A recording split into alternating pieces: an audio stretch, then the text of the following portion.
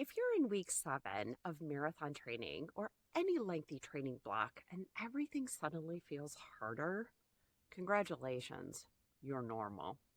You're not broken, you're not going backward, you're just in that phase. And yes, it sucks. So let's talk about it. Hey everyone, I'm Jess. I'm a runner and a mid-pack coach, and someone who has survived enough training cycles to know that week 6 to 7 is typically where the wheels begin to get a little wobbly. So here's the thing that nobody likes to talk about, or generally they don't tell you at the beginning, is that week 6 to 7 are where cumulative fatigue peaks. Your body has been stacking stress for over a month, and now it's like, excuse me, we have some things we'd like to share with you. So there are a few reasons why this happens. First of all, the novelty has worn off. You are no longer in the honeymoon phase of the new year, new you. And now it's just running. A lot of running. So secondly, this can happen because the mileage is real now. Your midweek runs are getting longer. Your long runs are well into double digits. And at this point, your legs are kind of like, we did not sign up for this. They did, but they're being a little overly dramatic at this point. And finally, life stress plus training stress equals one tired human. You have work and weather and sleep and family and illness, and it all piles on. And your body doesn't separate out training fatigue from life fatigue. It just knows that you're tired. So that's when runners start to panic and start to think that they're slowing down or losing fitness or going backwards. And my personal favorite that I say to myself, I'll never get there. But it's not true. You're actually adapting. And this is the construction phase.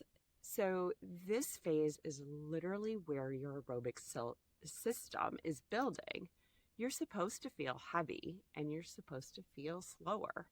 You're supposed to feel like your legs are made out of wet linguine. It's true. It's really a thing. So what it's not a sign of is failure or even regression. This is actually a good sign. It means you're progressing. So how do you tell the difference between I'm tired because I'm training, which is normal fatigue, and I'm tired because I'm about to spontaneously combust, which is overtraining?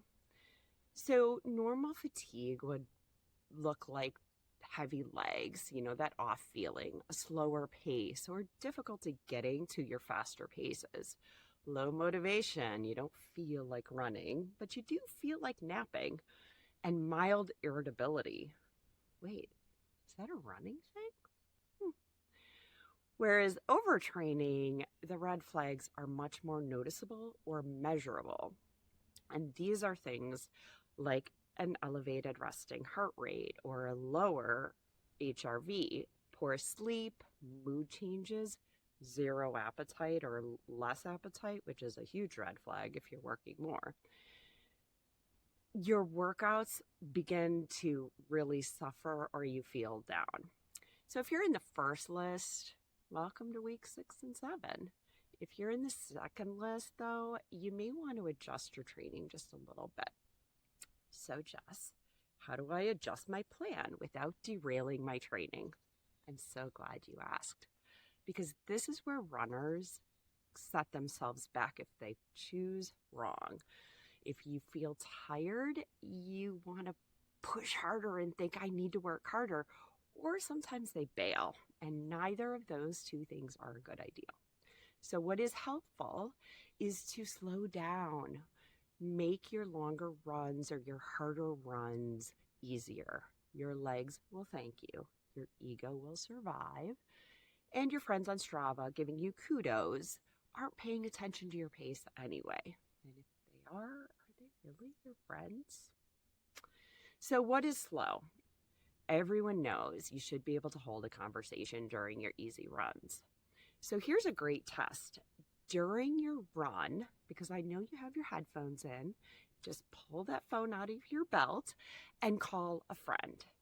And while talking, if they can't tell that you're running, your pace is good. If, however, you're huffing and puffing and you can't get a full sentence out, you're going too fast. And if you're a number geek, I want you to shoot for 60 to 65% of your maximum heart rate. I know it's slow, but I'm serious. So number 2 is drop the intensity for a few days. So this is where you're going to want to swap speed for easy miles. You're not going to lose fitness. You're going to absorb it. And you can do this by just making a workout or a hard workout a base easy run all the way through. And now this should be number 1, but it's number 3, and that is prioritize sleep like it's your job, because it is. Recovery is literally where the fitness happens. It's like magic, for real. I'm not even kidding.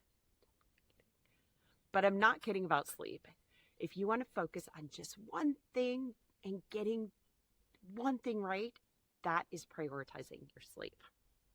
Number 4 is fueling like an adult. Carbs, protein, hydration with electrolytes, and not vibes and coffee, although those are good too.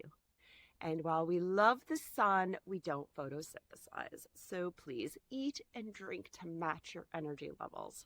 It's fuel.